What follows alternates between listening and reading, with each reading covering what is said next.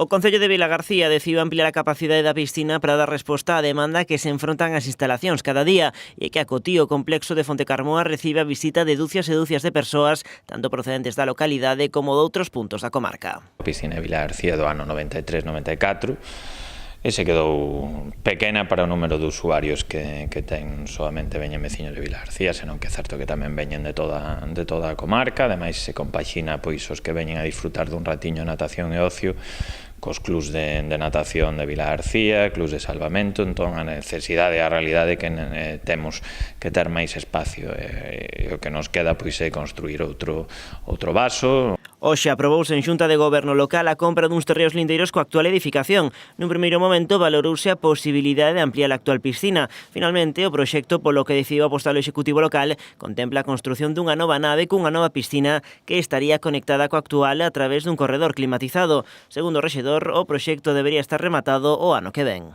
Cos prazos que se levan á administración, que sempre son máis lentos dos que nos gustaría, os que estamos en responsabilidades de goberno, pois o horizonte que traballamos é que empecen en este ano 2018 e se rematen no ano 2019.